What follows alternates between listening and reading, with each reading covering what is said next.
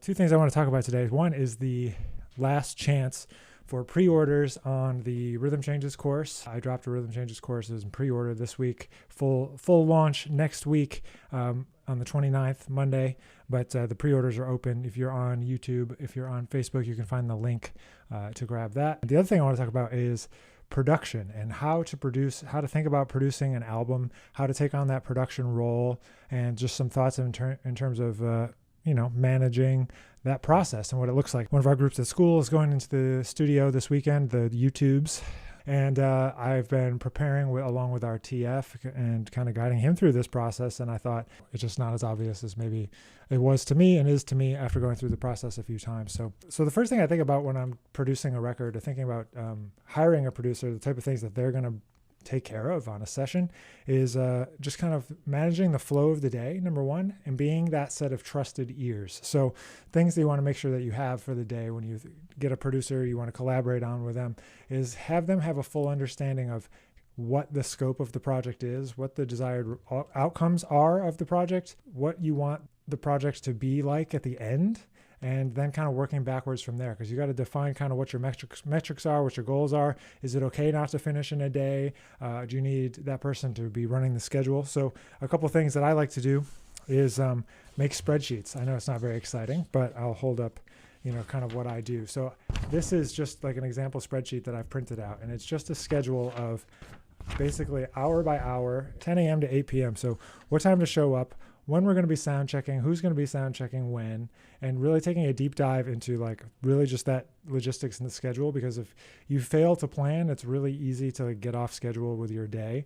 I mean, there's certain people that are able to just schedule time in the studio, go into the studio and just like let creativity flow.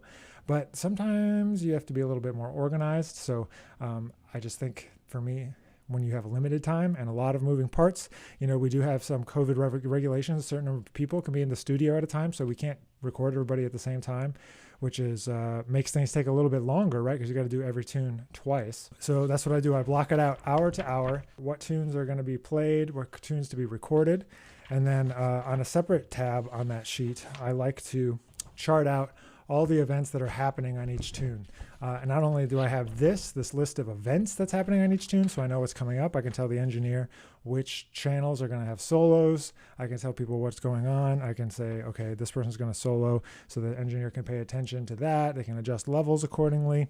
Having all those things is scores. So especially when you have a large ensemble, it's important for your producer to have the score, because the producer can go ahead and start marking in rehearsal letters. They can be guiding. Well, since this is what happens all the time, you get into these situations where people go like, we got to go back like 30 seconds. Oh no, that's too far. Oh no, that's not enough. That's too far. Oh wait, go forward like 10 seconds. No, go back 10 seconds. And you're trying to find a punch. But if you have the score, then we can go to an exact bar number, even if you're not using a click. I tend not to use click when recording. If I do use a click, I try to use like a big beat click, like maybe one every other beat, like 1 and 3, or even just on 1, just to keep the band together, depending on the comfort level of the players with a click. But it's generally better not to bother using a click at all for that organic feel if you want it to kind of shift around. So get the scores. And then I learned this trick, taking 2 different color pens, basically. First take, mark all the mistakes in one color. Second take, mark all the mistakes in a second color. Pick which one has like the better vibe, and then make the appropriate fixes from there, especially because we're going to have to lay down the rhythm tracks first and then the trombones. So that's what we're going to do. We're going to take a full take. If it's really good, then we'll just make the fixes that are necessary. If it's not good, we'll do another one and then make the fixes as necessary. Just take those 2 different color pens, and then as you circle and highlight the different parts that are good or bad, it makes it really easy to go back. Those are some things about producing a session that I think go maybe unnoticed, and it's just those little things, those little planning items. And then of course on the day, it's your job to make sure that, number one, the musicians trust you, and they trust your opinion, judgment, and trust your ability to make calls on the fly, because you don't know, as an artist, sometimes you don't know what's good and what's not good while you're playing. I mean, you obviously know what sounds are good and how you want to represent yourself, but you got to get somebody in that control room that's going to be able to go ahead and like make those calls for you. So that's what an important aspect of production, and just kind of making things go smoothly. So that's number one, why I have a schedule, why I pre-plan breaks, why I pre-plan extra time into the end of the day. Like I always put an hour at the end of the day. We got to be done an hour early so that if we have extra stuff to fix, if we've got to back up files, if we've got to move files, whatever it is that we have to do, we need to be able to allot time for those activities. So I always have extra time booked into the end of the day for that stuff, at least a half an hour, if not a full hour, to do all that kind of stuff. So as you go forward and you start thinking about your projects and bringing on a producer, you not only want artistic feedback from that person, but you also want that person to be able to answer questions, manage the band, get people where they need to be. In a big band session, sometimes it's like herding cats, get them back into the studio, get the next take. Everybody's trying to go to the bathroom.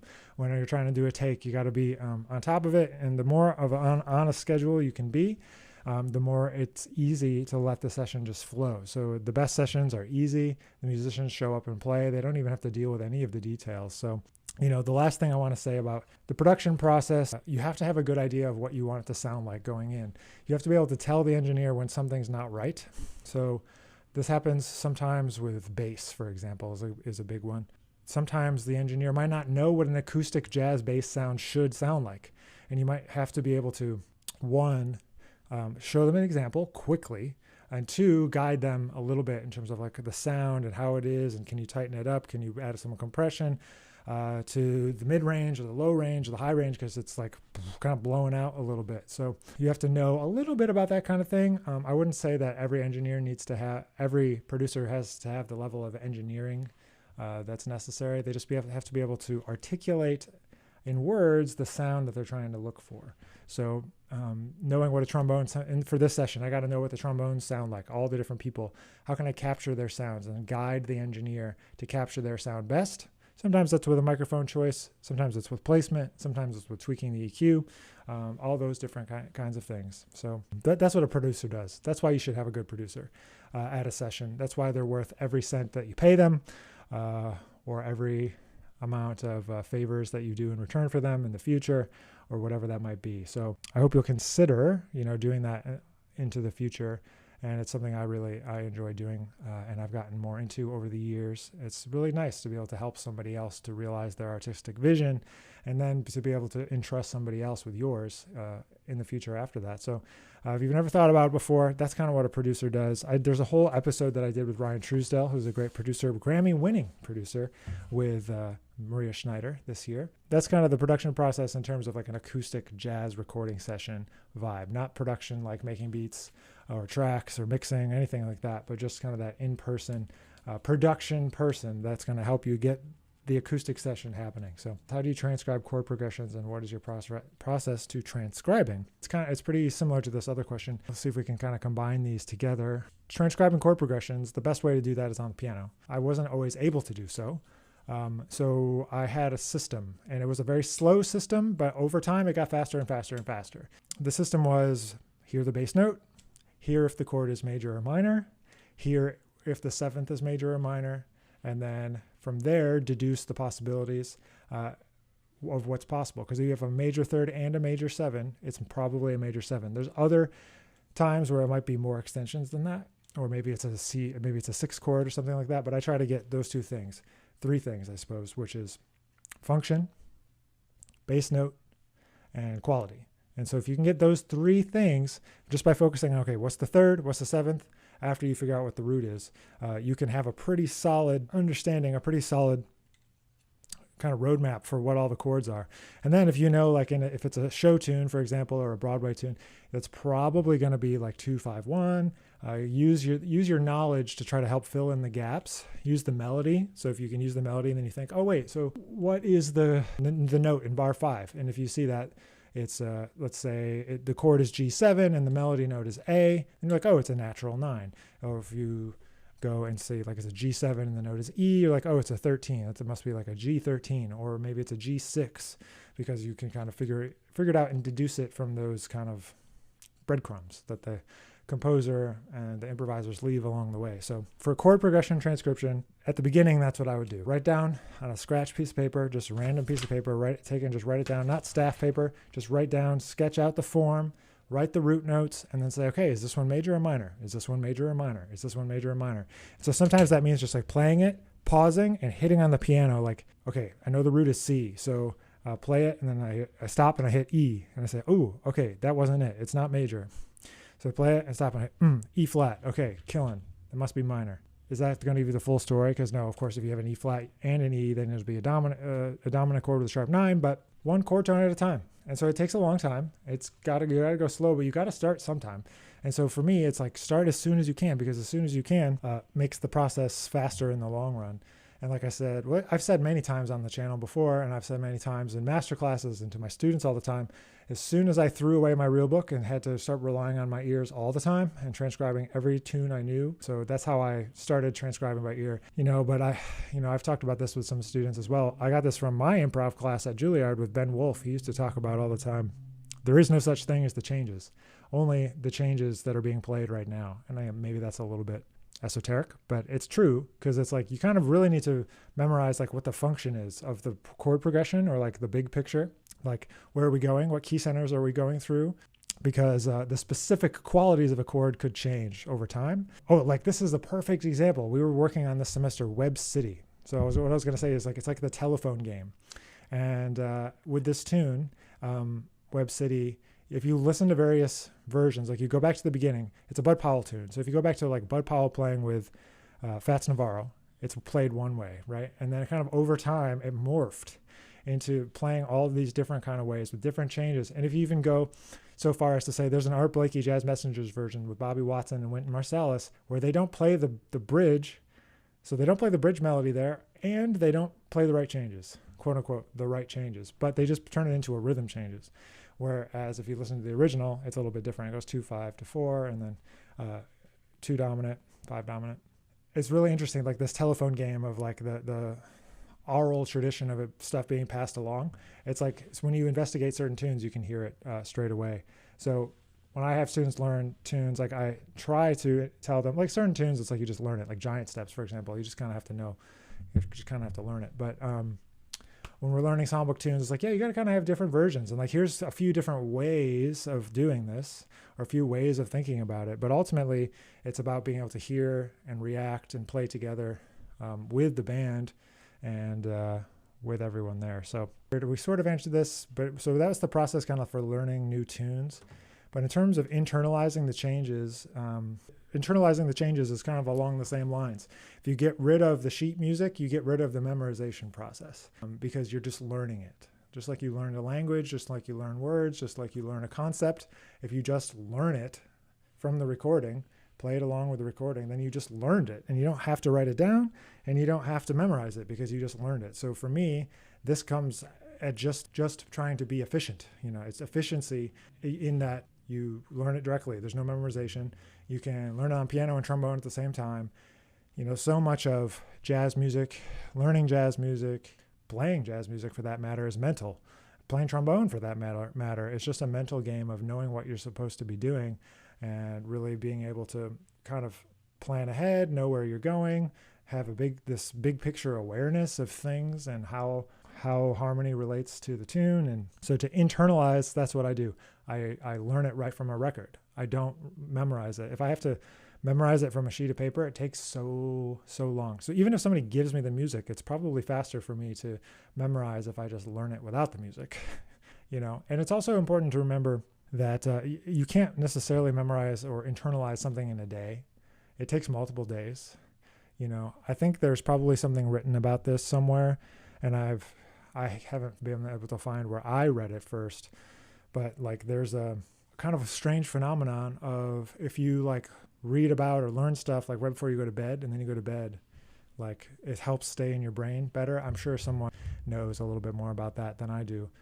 Yeah, it's super interesting. So if you practice right before you go to bed, something you're trying to memorize, I've noticed that I tend to remember it better. So there's I don't know if that's a trick or a hack or just part of human experience, that if you do that, it can be helpful. Anyway, that's how I learn a tune, and that's how I internalize the tune. Just go straight to that internalization. With rhythm changes, how do you balance clearly playing the changes with feeling like you have to play over every single chord? Well, the important thing is that you hit the important notes that define the harmony in the big picture. So what I mean by that is, if you play 1-6-2-5, 3-6-2-5, if you play it one time and define it, then the next time you don't have to necessarily play it the same way. You can go ahead and play like maybe the larger picture key centers. That's what I like. So that's the bigger picture, is that you have to be both very specific to each change in the micro and know the function in the macro. So, in one sense, you can just be like skating over changes by like just playing the major key center. But if I'm playing in B flat, but really if I play F7, over that section, B flat, F7, B flat, F7, I can kind of get away with just playing one sound. But like, so if I play every change,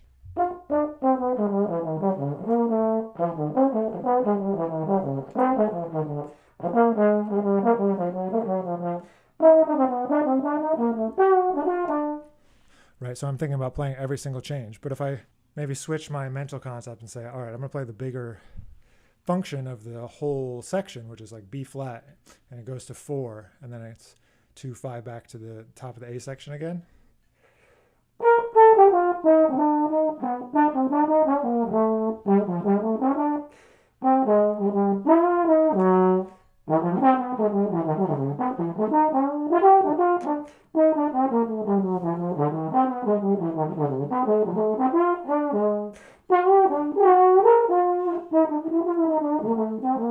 Like I'm thinking of one thing and then the other. So it's like big picture, micro, macro, micro, macro, micro, macro, going back and forth between those couple of things and trying to make that balance. And then on the bridge, you can play longer sounds, right?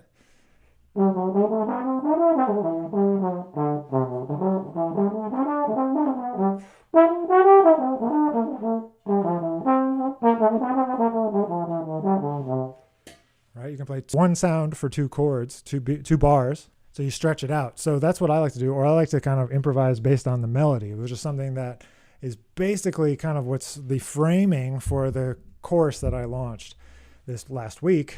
Well, it will be launched next week. But so the course is really like going through tunes, right? So we play melodies that, kind of make you improvise in a different way. If you play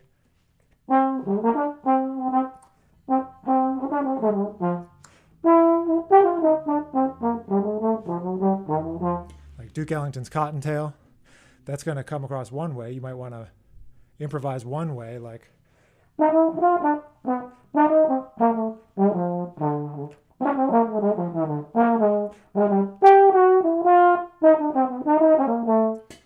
kind of a simple way, like, right, kind of thinking about that riffy kind of melody.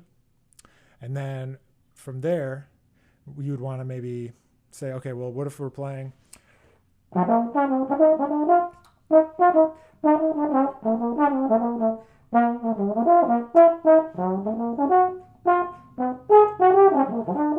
bebop tune, you want to play a little bit different.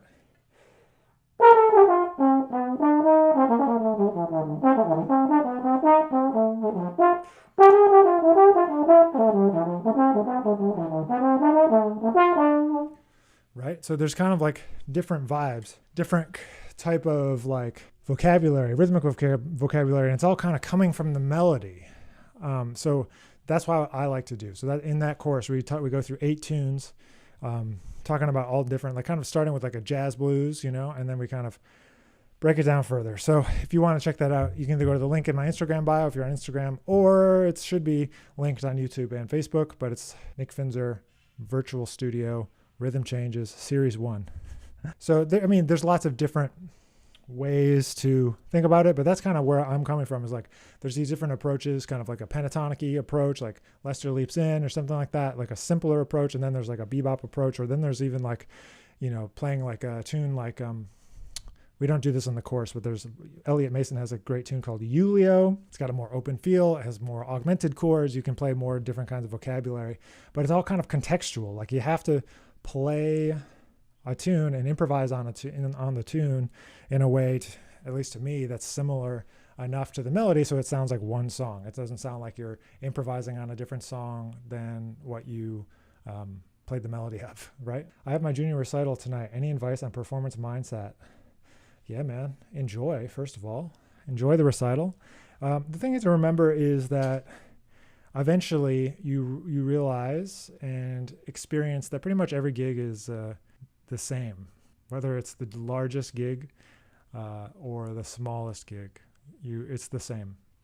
And whether there's one person in the audience or 10,000, it's pretty much the same, depending on how much you give in to the situation, meaning like how much do you like worry about the audience. So for example, when you play in front of your peers, it's a lot more nerve-wracking potentially for me than it is to just play in front of a bunch of people, right? Because you don't know who's in the audience, you don't know if they know about music, if they care about trombone, etc. But if I play for like at the ITF this summer, the International Trombone Festival, like I'm going to have a lot more pressure personally on myself because of, everybody knows what's happening. They know about the instrument. They want to do the similar things that I want to do and all of that. So it feels different. But at the end of the day, if you're enjoying playing the music, you're going to have a more positive experience than you worry about making a mistake. So I always like to say, whether we're trying to change something technique-wise or we're trying to play music and focus on the music, like focus on the outcome, not on the thing that might happen or not on the negative thing. Like if somebody's having a problem with articulation or flexibility or something, they go like, what am I doing wrong? What am I doing wrong? And they focus on that a lot. And I tend to send people the other way and said, okay, well, what do we want it to feel like? We want it to be like this. So focus on that. Focus on like playing with that good sound, having that good sound concept, articulating this way. Focus on how that music is going to sound. So it's like if you make a nice artistic statement and you crack a note, that's 100 times better than being a robot and executing perfectly but sounding totally flat. It's not interesting. It's like, wow, that was technically sound. Nobody cares. I mean, for me, I don't care about that. And so, then there's plenty of artists that kind of execute in that way, that they're really focused on technical mastery. And it's cool. It's great. But that's only a part of it. Try to enjoy the music making.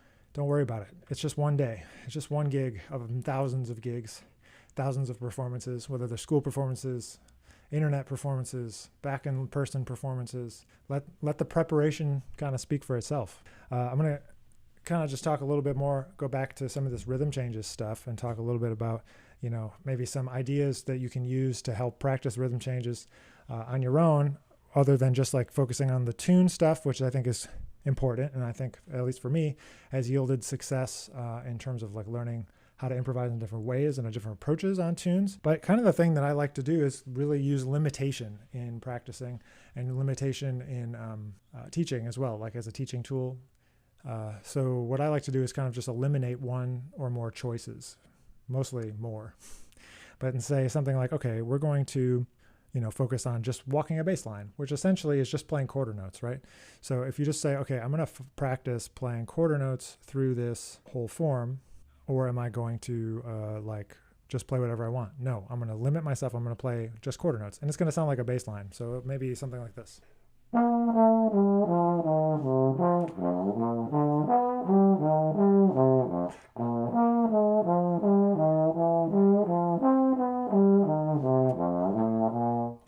And if I play that enough times, then I'm going to get bored, and it'll force me to try something else.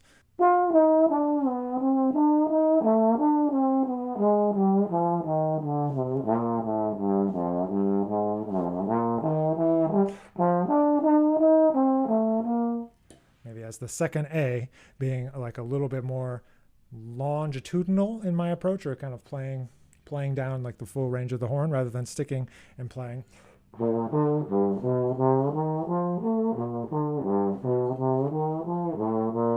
Kind of just like root third, root third, root third, root third. And obviously, sometimes you need to do that first. You need to, play the basics first. Root 3, root 7th, all these kind of things. Play the arpeggios. But really, it's a balance of all that stuff. So I like to use that limitation. So if you've never walked a bass line through the rhythm changes, that's a really good place to start. As a challenge, because it's real time. You don't get to stop. You play constant quarter notes. And then if you can do that pretty easily, then you can say, okay, now I'm going to go ahead and say I'm going to do eighth notes, and I'm going to play eighth notes all the way through. So you got to find different ways. Is it bebop language eighth notes, or is it going to be scalar eighth notes, or is it going to be diminished scale eighth notes, and where do I put those? And there's a lot of levels, but that's the best practice tool. People say, students sometimes say like, oh, how do you practice jazz, or like how do you get better at practicing jazz and having like ideas? And it's this idea, it's limitations. You're practicing coming up with stuff on your own, because that's what we're doing all the time. We're improvising, right? So that's what you have to practice doing, is limiting yourself. Can I do this? Can I only do this? Can I only use this one tool? And yeah, let boredom motivate you to creative variations. That's a beautiful way to put it. Do you have a warm-up practice routine, or does it change daily depending on time, energy level, upcoming gigs? Yeah, I mean, there's a routine. I have a routine if I can do it. I don't usually get to do it. It involves basically trying to hit as many of things as possible in as short of time as possible. I wasted a lot of time in undergrad having too long of a warm-up because I thought I needed a too long warm-up. But I need to hit sound, I need to hit flexibility in terms of like lip flexibility, and I need to hit articulation as like the major things. And so I, over the years, have come up with different ways of doing that. And so for me right now, that results in focusing a lot on pitch bends, using the lower register, the pedal register, and wide intervals, because that gets me warmed up the fastest and helps me to articulate the musical ideas that I'm trying to get to in my playing around this time. So it's going to change, obviously, and based on the things you said, the time of day, or the time I have, the gigs that are coming up, what do I need to be able to do? You know, I think about flexibility as a concept rather than like, oh, it's lip slurs. Flexibility is a concept to be able to play what you need to play when you need to play it. That's how I think about it. So it doesn't mean that you're going to be able to do everything or do everything in a warm-up session, but that flexibility is that you can access, you know, those different skills: high range, low range, fast articulation, slow articulation. That's what flexibility is to me. So that warm-up routine is that. It's pitch bends, it's false tones, it's the lower register, the pedal register, it's using different kinds of wide interval flexibilities at this point to inform what I'm going to play.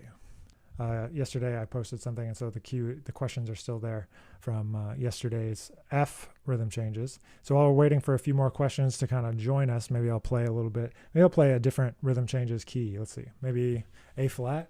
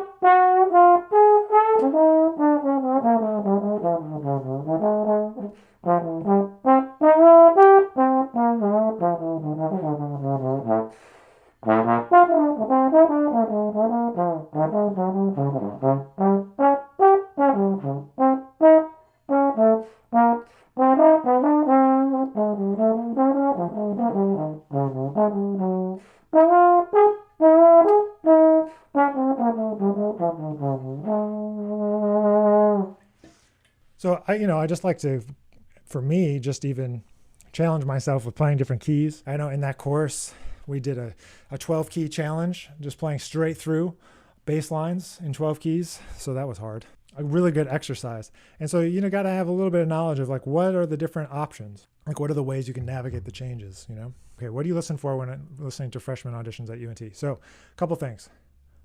The primary thing that I listen for, does that person actually want to get a jazz degree? You'd be surprised that could eliminate a lot of people. And because they might have a different definition of like what jazz means. So if you don't want to play standards, if you don't want to learn the history, if you don't want to know about Duke Ellington and know about J.J. Johnson and study their music and learn about Slide Hampton and these type of people, like that person and me are probably not a good fit, because I'm going to keep telling you to go to these things and you're going to keep pushing back against it. Maybe that's a good thing for you. I mean, I think it would be a good thing for you to have that informed history. Whether or not you're going to be like a trombone soloist or like want to play in that style is irrelevant. Like as a practitioner, teacher of the instrument, it's important to have at least some context.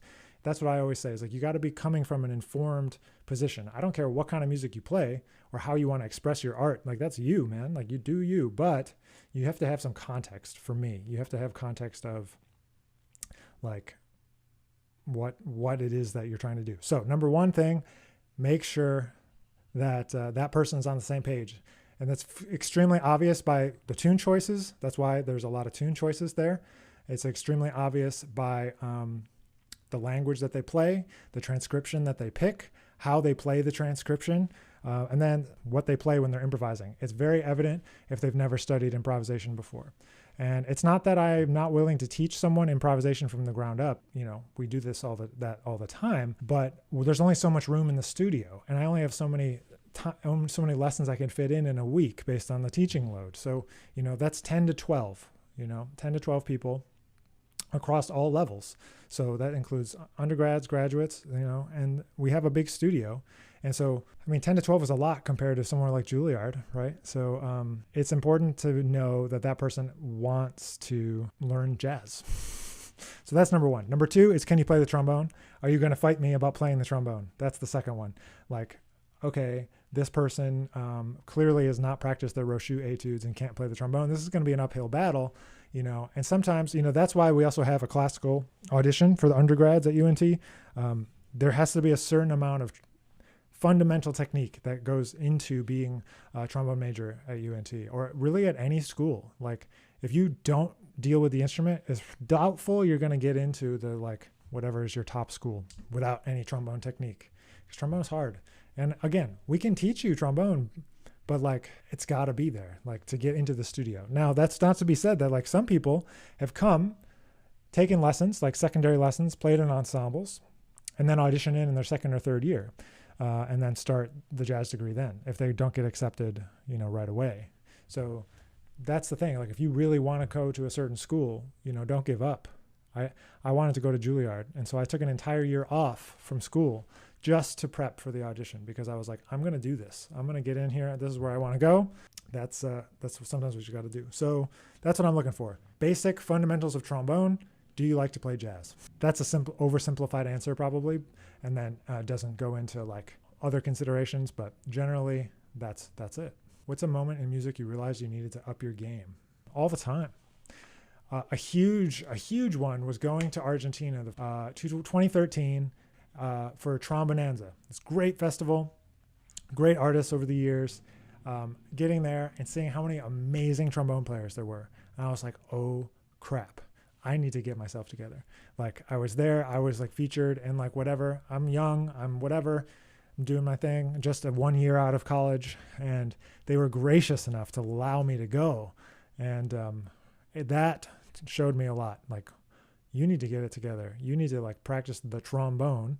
These guys are playing circles around you. If you want to be in these positions, like you want to be featured in a festival, you have to like bring your A game all the time, And I think about this sometimes when I think about someone like Wycliffe Gordon. I've seen him play with the best. I've seen him play by himself. I've played with him in just like a lesson. And then I've also seen him play with elementary school band or a middle school band. And he sounds great no matter what. And I realized at some point that you do kind of have to turn on the switch, and you're going to say, I'm going to sound great no matter what. And I have to find out what that means for me. Like, how do I play when I'm in a situation where maybe like the band isn't as good as it could be, or maybe the band isn't exactly what I want. They're not doing what I want or what I imagined. You just got to turn it on and bring your A game. And I think that sometimes, people make excuses. I do. And you just got to decide, like, okay, I need to figure out ways to sound good no matter what, no excuses. And that turned things around for me. I mean, nothing really changed other than I was trying to be more prepared. And it prepared me for a lot of situations in the ensuing 5 years of doing a lot of touring with my own band and not being able to take my band touring. So I was touring with my music, but not my band. And so getting all different kinds of situations with people with all different kinds of strengths and weaknesses that play all different kinds of music, and maybe not necessarily always like straight ahead jazz is their main thing. So it taught me a lot about just do it. You know, you have to get it together, and you have to make it happen on your own sometimes. So that was a good lesson. But that was the start of that for sure. What is my favorite blues head? I like one with the blues leave. Ornette Coleman, that's a good one. I like, I've been playing a lot. Take the Coltrane for a while. I don't know. I like that one. It's Coltrane Ellington from that record. I like those two. I don't like Sandu. I'll tell you that. I like playing in D flat, so anything in D flat is cool. I like to play SKJ. Have you ever been called for a classical gig? Would you take it if you were called for one? Yes, the answer is yes, especially around this time of year. If you don't have an Easter gig in New York around, and you're a trombone player, you're doing something wrong. In a non-pandemic world, of course. Yeah, I've played a lot of classical gigs for sure. I might take it. Maybe not, though. I kind of am in the business of not taking non-artistically fulfilling gigs at the moment. I mean, there's no gigs at the moment, but if it was a classical gig with people that I really wanted to play with, then yeah, of course I would. Or if they needed someone that could like improvise, like, you know, like Marshall Jilks wrote some quartets that like feature like one player that's more of like a jazz player. And so I would do something like that. I might do like trombone quartet or something like that just to challenge myself, but I don't think they would call me. But if they wanted to call me because they wanted to do something that's kind of a crossover thing, I would definitely do it. But yeah, I've played plenty of classical gigs in the past. Not so much orchestra. My sound in classical music is not like, it's not New York Phil enough. And I'm okay with that. You have to kind of, at some point, become okay with the things that you're good at and things you're not good at. I don't have to play all those gigs, you know, because I also am involved in education, and I also have a label and do consulting and do marketing for artists and social media and advertising and all these kind of things that kind of go in around. So I can focus on playing the gigs that I am suited for and not having to play so much every random classical gig that might come my way. But yes, the short answer is yes. What is your favorite style of jazz? I don't really think about it that way. Maybe eras. I mean, I play best like modern straight ahead is what you might call it. It's kind of like post-tonal bebop, post-bop. But I don't know, you can think about, it's all the people that I love kind of mashed up into one. Herbie Hancock, Chick Corea, Michael Brecker, J.J. Johnson, Curtis Fuller, the Jazz Messengers, you know, the great like bebop stuff from like the Dizzy Gillespie Big Band and Slide Hampton, all that kind of mashed up into one. So it's like built on the tradition of swing and built on the tradition of tunes and improvising, but also kind of with a modern spin. You know, that's why I like playing with, Lucas Pino so much. He's got that. And I try to do that with my music as well, like my personal music. It's like, yeah, there's modern influences, you know, there's modal stuff, there's non-swinging stuff, but at the same time, you know, it's connected. There is swing on the record, you know, there's a tune, there's stuff that resembles a blues. How do you stick with your recurring content? How do you hold yourself accountable? This is something that I've never had trouble with as just like a person, is like if I decide that I'm going to do something or be committed to something, then I just am.